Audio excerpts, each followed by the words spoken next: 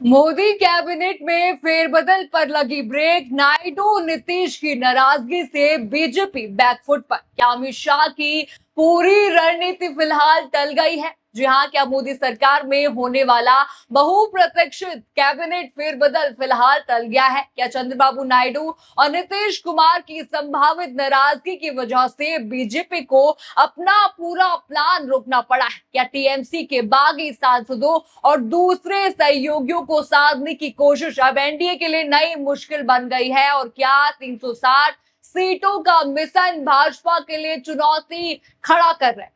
आज के रिपोर्ट में यह आपको बताऊंगी आखिर क्यों यहाँ पर कैबिनेट विस्तार टल गया है, सूत्र क्या बता रहे हैं, नायडू और नीतीश का नाम क्यों चर्चा में है, और टीएमसी के बागी सांसदों की मांग क्या है, और आखिर क्यों बीजेपी की पूरी रणनीति फेल हो गई है। तो वीडियो का आप आखिर तक जरूर देखिएगा। नमस्कार, मैं हूं राधा राणा और आप देख रहे हैं पीआरबी। दोस्तों, बड़ी खबर ये इस वक्त की निकलकर सामने आ रही है। दोस्तों, पिछले कई दिनों से लगातार एक ही चर्चा चल रही थी। कभी कहा गया कि मोदी कैबिनेट में बड़ा फेरबदल होने वाला है। आपको याद होगा, तारीख भी आ गई थी कि 28-29 को जून को ये होने वाला है, लेकिन हुआ नहीं। कभी खबर आई कि बागी चेहरों को मंत्री बनाया जाएगा, नया पद उनको दिया जाएगा। कहीं ये भी चर्चा चली कि कुछ वरिष्ठ मंत्रियों को छुट्टी यहाँ पर हो सकती है, जिनमें देखिए धर्मेंद्र प्रधान का नाम तो यहाँ पर लेना भी नहीं चाहिए, लेकिन देखिए उनका नाम यहाँ पर सबसे ज्यादा ही चर्चा में था। तो कहीं ये भी कहा गया कि गृह मंत्री अमित शाह की भूमिका और भी बड़ी हो सकती है, यानी कि डिप्टी पीएम बनाने की अटकलें यहाँ पर लग रही थी। यानी लगातार राजनीतिक गलियारों में सिर्फ एक ही सवाल था, आखिर मोदी कैबिनेट का विस्तार कब होगा।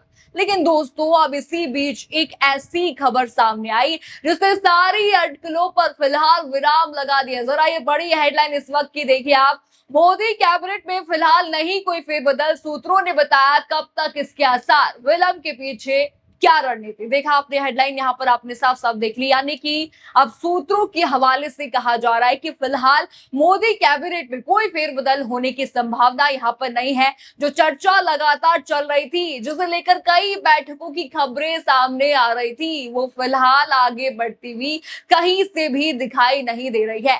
अब सवाल उठता है कि आखिर ऐसा क्या हुआ, जरा वो भी मैं आपको बता देती हूँ। सवाल यहाँ पर उठ रहे कि आखिर ऐसा क्या हो गया कि आखिरी समय में कैबिनेट विस्तार की चर्चाओं पर ब्रेक लग गया। बताया यहाँ पर ये जा रहा है कि इसकी सबसे बड़ी वजह है एनडीए के भीतर सहयोगी दलों का संतुलन, यानी कि नाराज चल रहे हैं जो सहयोगी हैं।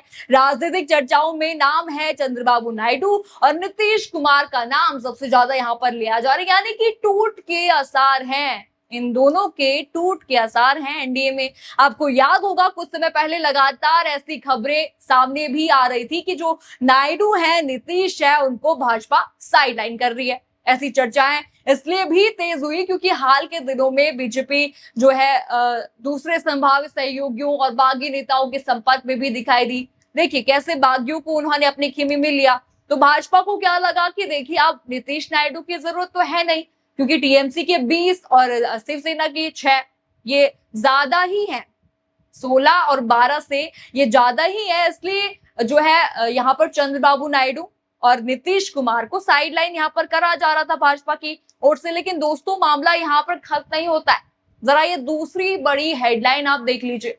नायडू नहीं, अब काकोली घोष होंगी अहम किरदार, बदलेंगे मोदी सरकार में सहयोगियों के समीकरण, बागी होंगे दमदार। देखा आपने, यानी कि इस हेडलाइन ने भी यहाँ पर टूट के आसार साफ साफ नजर आ गए। यानी कि अब चर्चा सिर्फ कैबिनेट विस्तार की यहाँ पर नहीं है, बल्कि नए सहयोगियों और बागी सांसदों की भूमिका की भी होने लगी है।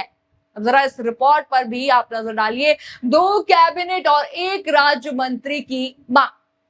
रिपोर्ट में यहाँ पर दावा किया गया है कि संभावित मंत्रिमंडल विस्तार में बागी धड़े ने 2 कैबिनेट मंत्री और 1 राज्य मंत्री पद की मांग की है। रिपोर्ट में यह भी कहा गया कि अगर इन मांगों पर विचार होता है तो एनडीए के मौजूदा सहयोगी दलों के समीकरण प्रभावित हो सकते हैं। यानी कि देखिए साफ साफ है, इनको मंत्री पद यहाँ पर दिया जाता है तो देखिए साफ साफ है नीतीश नायडू नाराज तो होंगे ही यहाँ पर, और पहले से ही वो नाराज तो चल ही रहे। यानी कि अगर नए सहयोगियों को ज्यादा प्रतिनिधित्व मिलता है तो स्वाभाविक रूप से पुराने सहयोगी दलों में असंतोष बढ़ने की आशंका जताई जा रही है। इसी वजह से अब कहा जा रहा है कि कैबिनेट विस्तार में जल्दबाजी करना भाजपा के लिए बड़ा मुश्किलें खड़ा कर सकता है। यही कारण है कि अब राजनीतिक हलकों में चर्चा है कि अगर टीएमसी से जुड़े बागी सांसदों या अन्य नए सहयोगियों को मंत्री पद दिए जाते हैं तो चंद्रबाबू नायडू और नीतीश कुमार जैसे सहयोगी दल अपनी नाराजगी खुलकर जता सकते हैं, यानी कि खुलकर वे टूट कर अलग हो सकते हैं। हालांकि ये भी अभी राजनीतिक अटकलें यहाँ पर चल रही हैं, इस पर कोई आधिकारिक बयान भले ही ना आया हो, लेकिन जिस तरह से चर्चाएं चल रही हैं, अटकलें लग रही हैं, साफ साफ यहाँ पर लग रहा है कि नीतीश नायडू नाराज जरूर यहाँ पर नजर आ रहे हैं। आपको एक और घटनाक्रम जरूर यहाँ पर याद होगा, जरा ये भी आप याद कर लीजिए कि आंध्र प्रदेश के मुख्यमंत्री जो हैं चंद्रबाबू नायडू ने एक सार्वजनिक मंच से तेलंगाना के मुख्यमंत्री रेवंत रेड्डी की तारीफ कर दी थी। उन्होंने क्या कहा था? उन्होंने कहा था कि मैं रेवंत रेड्डी से प्रभावित हूं, वे तेलंगाना के अधिकारों से कोई समझौता नहीं करते। यानी कि ऐसे ही यूं ही चंद्रबाबू नायडू किसी कांग्रेस नेता की तारीफ तो नहीं कर देंगे, यानी कि साफ है वो नाराज तो थे। तो कुछ ने से बदलते राजनीतिक संकेतों का यहाँ पर रूप में यहाँ पर देखा। इसी बीच देखिए नीतीश भी पीछे नहीं रहे। नीतीश कुमार को लेकर भी लगातार अलग अलग तरह की राजनीतिक चर्चाएं सामने आती रही हैं। कई मुद्दों पर उनकी अलग राजनीतिक लाइन की भी चर्चा यहाँ पर होती रही है। हालांकि उन्होंने सार्वजनिक तौर पर एनडीए से अलग होने का कोई संकेत भले ही ना दिया हो, लेकिन देखिए साफ साफ है, जिस तरह से आपको याद होगा पंजाब में उन्होंने अलग से चुनाव लड़ने का ऐलान कर दिया था, अभी मीटिंग्स भी वो कर रहे हैं, यानी कि साफ संकेत नीतीश ने भी दे दिए हैं कि वो भी नाराज चल रहे हैं एनडीए से। लेकिन दोस्तों अब सबसे बड़ा सवाल यहाँ पर यह है कि 360 के मिशन को लेकर यहाँ पर सवाल उठ रहे हैं।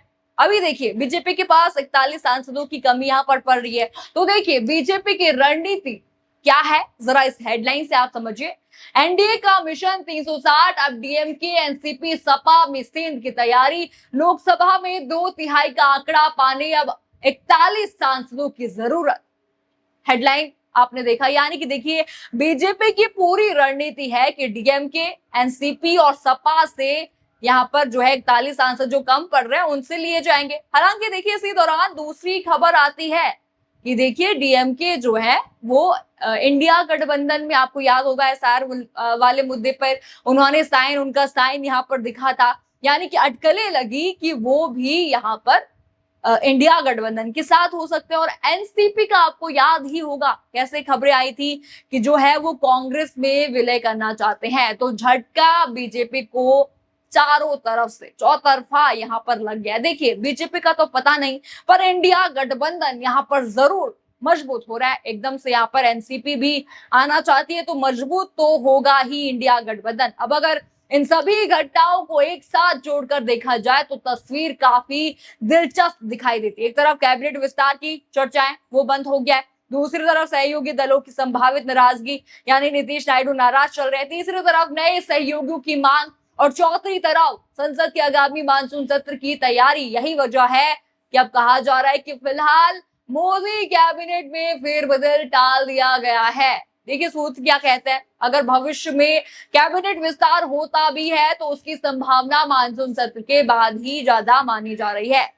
देखिए मानसून सत्र के बाद ही ये होगा फेरबदल, उससे पहले होने के कोई भी आसार यहाँ पर नहीं दिख रहे हैं। फिलहाल सबसे बड़ा सवाल यहाँ पर यही है कि बीजेपी पहले अपने सहयोगियों को पूरी तरह से संतुष्ट कर पाएगी? क्या नायडू और नीतीश कुमार की नाराजगी की चर्चाएं सिर्फ अटकलें हैं या आगे चलकर इसका असर भी भाजपा पर दिखाई देगा? और क्या कैबिनेट विस्तार अब मानसून सत्र के बाद ही होगा? इन सवालों के जवाब आने वाले दिनों में ही सामने आएंगे। आप क्या सोचते हैं इस पूरे घटनाक्रम पर? क्या नीतीश नायडू सचमुच नाराज है? क्या वो टूटेंगे एनडीए से? आपको जो भी लगता है इस खबर पर हमें कमेंट सेक्शन में अपनी राय जरूर बताइए। खबर आपको पसंद आई हो तो वीडियो को लाइक करें, शेयर करें और चैनल को सब्सक्राइब करना बिल्कुल मत भूलिएगा। और बने रहिए पीआरबी के साथ। धन्यवाद।